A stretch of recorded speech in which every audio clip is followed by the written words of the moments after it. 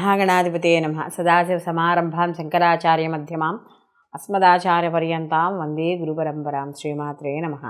ప్రేక్షకులందరికీ స్వాగతం.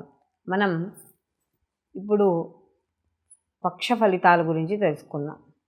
అంటే మనకి ఈ ఫిబ్రవరి 1వ తేదీ నుండి ఫిబ్రవరి 15వ తారీఖు వరకు నవగ్రహాలు 12 రాసుల్లో ఎక్కడెక్కడ సంచరిస్తున్నాయి, ఆ సంచారం వల్ల ఈ 12 రాసుల వారికి ఎటువంటి ఫలితాలు, అంటే వీళ్ళకి వృత్తి, ఉద్యోగం, వ్యాపారం, విద్యార్థులు, భాగస్వామ్యం అంటే వ్యాపార భాగస్వామ్యం, అలాగే జీవిత భాగస్వామ్యం, కుటుంబ పరంగాను, అలాగే సమాజపరంగాను వీళ్ళకి ఏ విధంగా ఉంటుంది, ఆర్థికపరమైన వ్యవస్థలు, ఆరోగ్యము, ఇవన్నీ కూడా ఎలా ఉంటాయి అనే విషయాన్ని మనం ఈ యొక్క నవగ్రహ సంచారాలను అనుసరించి తెలుసుకుందాం.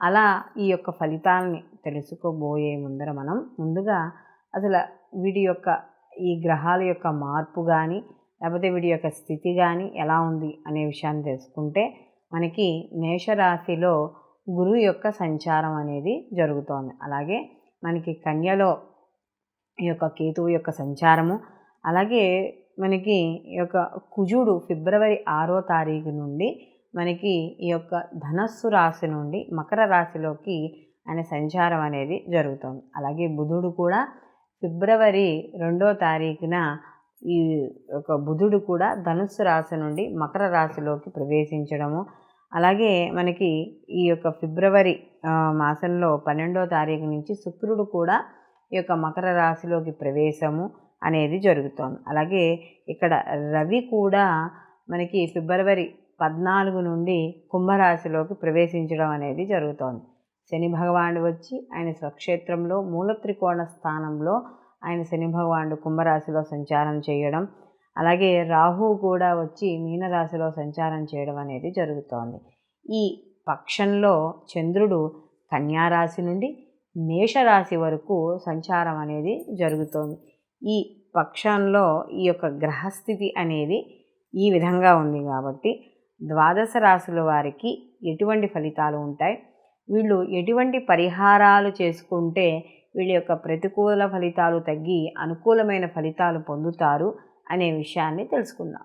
కన్యారాశి వారికి కానీ చూసుకున్నప్పుడు వీళ్ళకి మనకి పక్ష ఫలితాల్లో చూసుకున్నప్పుడు మనకి ప్రారంభంలోనే చంద్రుడు వీళ్ళకి అంటే వీళ్ళ యొక్క రాశిలోనే మొదలవడం అనేది ఈయన సంచారం అనేది జరుగుతుంది. ఎప్పుడైతే ఈ యొక్క చంద్రుడు వీళ్ళకి తనూభావం నుంచి మొదలయ్యాడో అప్పుడు కాస్త వీళ్ళకి ప్రారంభంలోనే వీళ్ళకి అంటే అనుకున్న కార్యక్రమాలు పూర్తవ్వడం, లేకపోతే వీళ్ళ బంధువుల్ని మిత్రుల్ని కలుసుకోవడం, ఏదైనా విందు వినోదాల్లో పాల్గొనడం, అలాగే సన్మానాలు, సత్కారాలు, కాస్త ఆరోగ్యం కూడా కాస్త బాగుపడడం, ఇలాంటివన్నీ కూడా జరుగుతూ ఉంటాయి. అలాగే ఇక్కడ ముఖ్యంగా వీళ్ళు చూసుకున్న పంచమ స్థానంలోకి ఎప్పుడైతే ఈ యొక్క రవి ఆల్రెడీ ఉన్నాడు, దాంట్లోకి కుజుడు మరియు బుధుడు శుక్రుడు యొక్క మార్పు అనేది జరుగుతోంది. కాబట్టి సంతానపరంగా చిన్న చిన్న మనస్పర్ధలు లేదా సంతానపరంగా ఇబ్బందులు అనేవి ఉంటాయి. కాబట్టి అలాంటి విషయాల్లో కాస్త జాగ్రత్త అనేది వహించుకోవాలి. అలాగే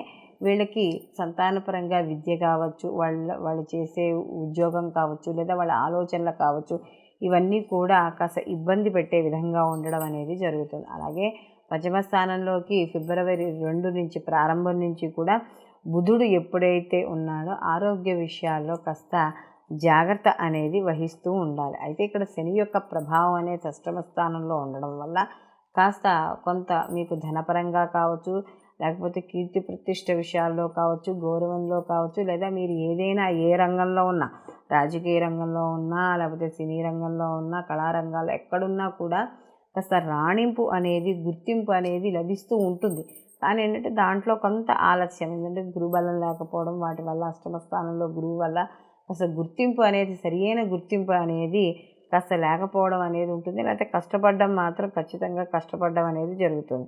అయితే ఇక్కడ శుక్రుడి యొక్క మార్పు కూడా ఎప్పటి నుంచి అయితే ఇక్కడ ఫిబ్రవరి 12 నుంచి ఆయన మార్పు అనేది జరుగుతోందో ఫిబ్రవరి 12 నుండి 15 వరకు కూడా మీకు చాలా అనుకూలమైన కాలంగా చెప్పవచ్చు. అదే స్త్రీ పరంగా కొంత లాభాలు పొందడము, అలాగే ధనధాన్య వృద్ధి, ఇష్టకార్య సిద్ధి కూడా ఇక్కడ మనకి జరుగుతుంది. అలాగే వీళ్ళకి కొంతకాలంగా శత్రువులు ఎవరైతే ఉన్నారో వాళ్ళు మిత్రులు అవ్వడం కూడా జరుగుతుంది. అయితే ఇక్కడ రాహు కూడా సప్తమ స్థానంలో ఉండడం వల్ల వ్యాపారపరంగా చేసే వాటిల్లో కాస్త మెళకువలు పాటించడం, అలాగే సమాజపరంగా మీరు ఏదైతే వృద్ధిని కోరుకుంటున్నారో లేదా సమాజపరంగా కీర్తి లాభాలు కోరుకుంటున్నారో అవన్నీ కూడా మధ్యలో ఆటంకాలు అనిపించినా కూడా శని యొక్క ప్రభావంతో అవన్నీ కూడా మీకు తొలగడం అనేది జరుగుతుంది.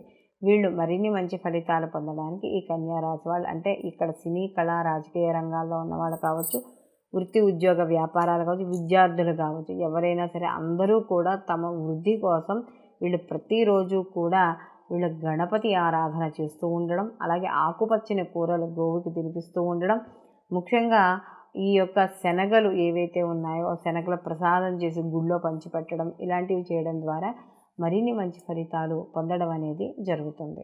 మనం ఈ నవగ్రహ సంచారాలను అనుసరించి మనకి ప్రతి రాశికి కూడా ఏ విధంగా ఉంటుంది, వీళ్ళు ఎటువంటి పరిహారాలు చేసుకోవాలి, అలాగే ఎటువంటి విషయాల్లో జాగ్రత్తగా ఉండాలి అనే విషయాలు మనం తెలుసుకున్నాం. అయితే ఈ గోచార ఫలితాలు అనేవి మనకు ఒక నిర్దిష్ట సమయానికి సంబంధించినవి, అంటే ఒక పక్ష ఫలితాలుగా మనం చెప్పుకుంటున్నాం కాబట్టి ఓ 15 రోజులకి సంబంధించిన ఫలితాలు ఇవి. అయితే నిర్దిష్ట కాలానికి సంబంధించినవి. అలాగే మనం ఈ 15 రోజుల్లో గోచార ప్రకారం గ్రహాల యొక్క స్థితిని బట్టి వ్యక్తి యొక్క ఆ వ్యక్తికి సంబంధించిన రాశిలో జరిగే మార్పులు, అలాగే ఆ రాశిలో జరిగే శుభాశుభ ఫలితాలని మనకి చెప్పడం అనేది జరుగుతుంది. అయితే ఇక్కడ ఈ గోచార ఫలితాలతో పాటుగా జన్మజాతక ఫలితాలను కూడా తప్పకుండా పరిశీలనలోకి తీసుకోవాలి. ఎందుకంటే ఇవి కేవలం గోచార ఫలితాలు అనేవి మనకి వర్తమానాన్ని సూచిస్తూ ఉంటే, మనకి జన్మజాతకం అనేది స్టాండర్డ్గా ఉంటుంది. అంటే ఇది వ్యక్తి యొక్క పూర్తి జీవితాన్ని మనకి ఈ యొక్క వ్యక్తిగత జాతకం అనేది చెప్తుంది. ఒకవేళ అతని యొక్క జాతకంలో శుభ పరిణామాలు ఉన్నట్లు అయితే ఈ గోచార ఫలితాల్లో కూడా వీళ్ళకి శుభకరంగా జరిగి ఉండే పరిస్థితులు ఉంటే ఈ రెండూ కలిసి వీళ్ళకి అద్భుతమైన ఫలితాలు ఇచ్చే సమయంగా చెప్పవచ్చు. ఎందుకంటే ఈ జన్మజాతకము గోచార ఫలితము రెండూ చూసుకున్నప్పుడు ఆ వ్యక్తికి సరియైన సమయము, మంచి సమయము అని కానీ మీరు చూపించుకునే జ్యోతిష్యుడు చెప్పినట్లు అయితే, ఎందుకంటే మంచి సమయంలోనేగా మనం మంచి పనులు, మన అభివృద్ధికి, మన జీవితం వృద్ధికి పనికొచ్చే పనులు చేపడతాము. కాబట్టి ఈ రెండు తెలుసుకోవడం ద్వారా, అంటే గోచారంతో పాటు జన్మజాతక ఫలితాలు కూడా తెలుసుకోవడం ద్వారా ఏమవుతుంది అంటే ఈ సమయం మనకి శుభ సమయం.